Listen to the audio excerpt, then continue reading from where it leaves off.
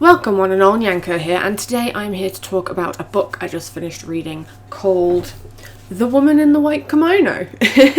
So this is a book written by Anna Johns, and I got it last year as a Christmas present, but I believe you can find it on like Amazon.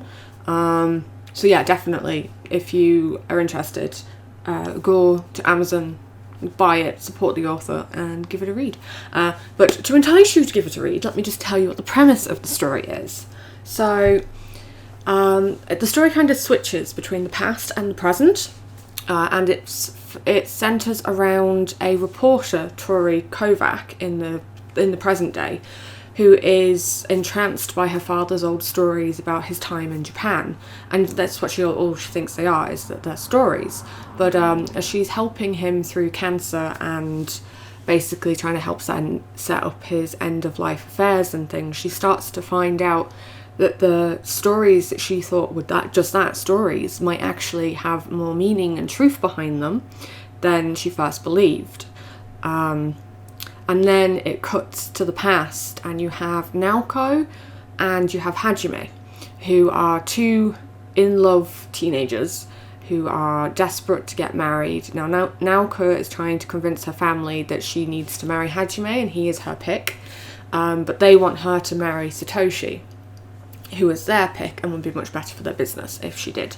So they go back and forth, and you learn more as you go along, and then you start to find out that actually the things in the present actually connect to the parts that we're seeing in the past. And then we find out who Hajime is, and we find out more about Naoko, and I don't want to give too much away because then it would be major spoilers, but like some of the twists I did not see coming. The love story is so sad because this is actually based around a lot of experiences that happened in Japan in 1958 about like the American occupation and Hafu babies basically, and it follows Naoko, who gets pregnant, and she does actually marry Hajime, and her mother helps her, but then like stuff happens and people die, and Naoko ends up in a situation where she's basically sent to a mother and baby home out in the forests because they think she's miscarrying, and they're like, okay, you need to go and we need to make sure baby's okay, and that's how they convince her to go. Satoshi takes her, and then she ends up getting trapped in this horror house basically, where it's not for the faint of heart. It's quite upsetting in places, and it's really heartbreaking, but it's really good to see that the author didn't shy away from like the experiences that happened to people. So there was something very similar that happened in Ireland with the mother and baby homes here, and especially if you followed the news, there was a big revelation about one in Tuam and a big septic tank full of little bodies, which actually I think every country in the world has a sordid history when it comes to young mothers or interracial couples. And for me, it was really interesting to read because Japan kind of keeps a lot of its sordid history very, very quiet, and they try to bury it. And to be fair, I understand wanting to bury the shames of your past, but at the same time, if you don't learn from history and you don't teach history, it's doomed to repeat itself in that sense. So yeah, Naoko ends up getting admitted to this mother and baby home, and then it keeps cutting back to like Tori in the present, and how like when her father finally passes, she finds out that her father is actually Hajime, and that he was married to Naoko, and they have a daughter, and he wants to know how their daughter is, kind of thing, which then sends Tori on this spiral of why did he abandon his wife and child? This isn't the father I knew. And she's a reporter, you see, so then she ends up going over to Japan to try and figure out what is going on and what transpired in the past, to try and understand and learn about who her father was. And it's heartbreaking what she finds out, but at the same time, this happened to so many people. Like a lot of women would fall in love with Navy sailors, think that they could get a free ride to America, they get pregnant, the husband would or the boyfriend would then be like, oh sorry, you were just like a fling, I have a wife and kid in America already, goodbye. and then these girls would be, they'd like try to marry the sailor and they'd get denied by the American government, and then the American would get sent back and they'd be left again with a half baby. And half babies were treated absolutely atrociously back then. I mean, I hear it's not, there's still a lot of like issues around half babies and being raised in Japan, but it's not nearly as bad as it was then. Like, there's this one scene in the book where Naoko is sat on a train and there's this mother and her little child, and you can tell it's not fully Japanese, and they're ignoring her and they won't look at her, and they're scoffing, and then there's this one person who actually like moves cars, and it's like, ugh, disgusting kind of thing. I'll be contaminated by this impure child. And you're like, excuse me. And yeah, poor Naoko is fighting against that. But then the secret of this particular baby home is revealed, and it's not a good place. It's not a place you go if you want to keep your baby at the end of it, basically.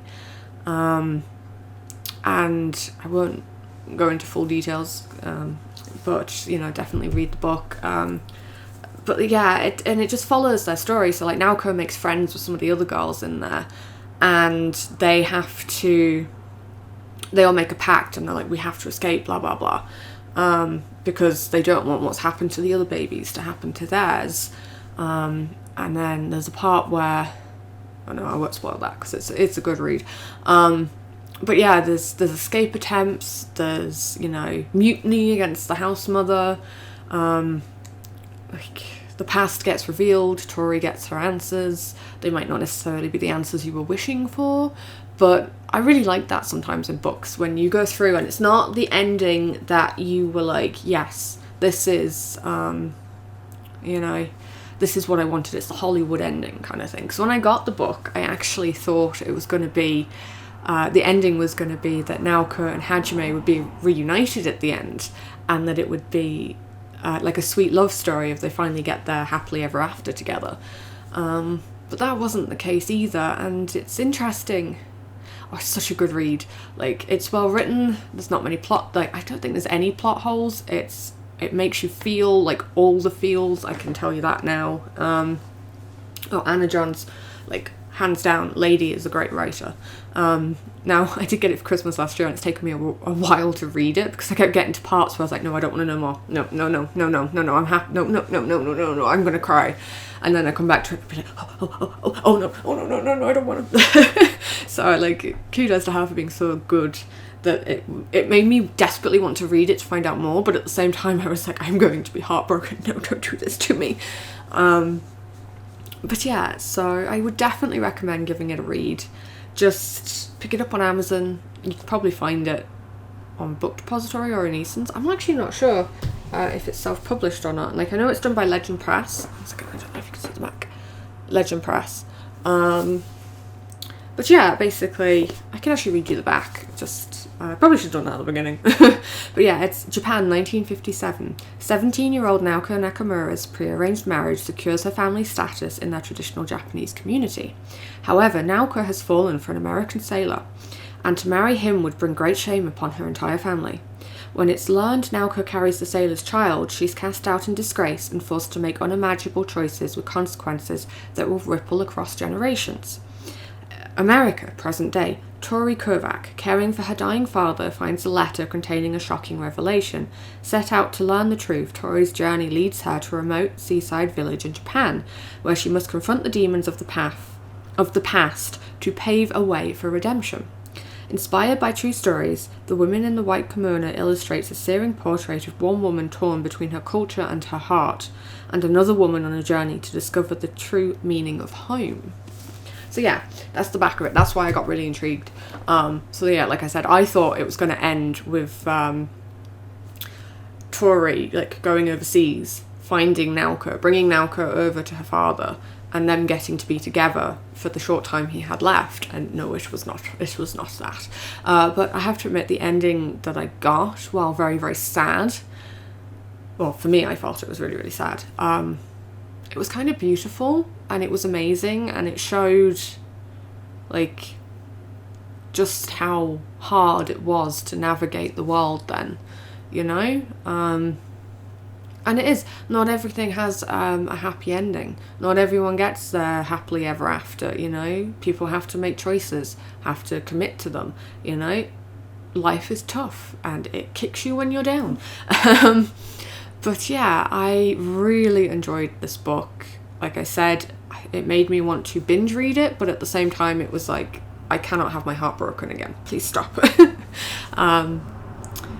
Yeah, like I said, Naoko is a really good character, especially considering she's set in like 1957, and the way she acts for like a traditional Japanese girl is very different. Like normally they're supposed to be subdued, they're supposed to do as they're told, they're not supposed to fight against their father, and she fights, she makes her choices, she's very stubborn, she's very headstrong, and I thought that was really good.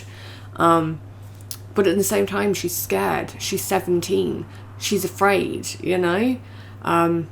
Life is just starting for her, and becoming a mother and like navigating the waters of like an interracial relationship and an interracial baby is really scary, you know?